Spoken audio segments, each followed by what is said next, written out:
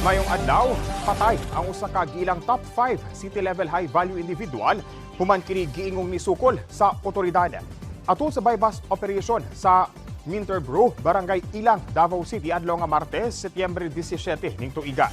Gilang napatay nga si alias Boss. Sumala sa police station, napalitan namong individual og duha ka pakete sa gituang Shabu. Sa diyang nagpaila na nga pulis ang katransaksyon niini. Nikalitog ikya si alias Boss ug laing champagne ini ka mga kaubanan. Diyang na-corner sila, nag-issue warning ang kapulisan nga mutahan na lamang si alias Boss apan gingong nisukol kini hinungdan nga siya napusilan. Gisulayan pa kini og dala sa Southern Philippines Medical Center alang sa medical nga atensyon apan gideklara na kining dead on arrival. Na-recover sa crime scene ang .45 caliber nga armas ug mga bala nga gikustudiya na sa Regional Forensic Unit 11. Ni sentro sa pagpalambo sa Micro, Small and Medium Enterprises kon MSME sa Mindanao ang 33rd Mindanao Business Conference kon MINBISCON sa General Santos City niadtong Setyembre 12 hangtod 13 ning tuiga. Gitambungan sa nagkadiyang sektor sa Mindanao, lakip na mga ahensya sa gobyerno ug private partners.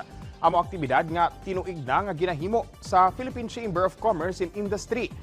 Dinigipunto ang importansya sa information and communications technology, digitalization ug innovative financing nga makatabang sa mga MSME ug sa pagpalambo sa negosyo. Gipunto sab ang importansya sa ease of doing business, pagpromotar sa transparency ug accountability nga makatabang sa pag-agni ug mga mamuhunan. Sa natad sa agrikultura, nahisgutan sab ang digital innovations ug sustainable practices alang sa mga small farmer.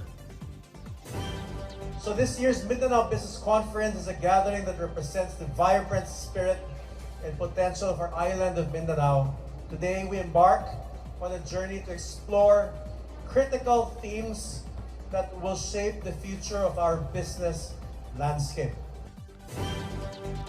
Ug mo kadto ang mga nagunang balita dinhi sa PTV Davao. Ako si Jay Lagang para sa Pambansang TV sa Bagong Pilipinas.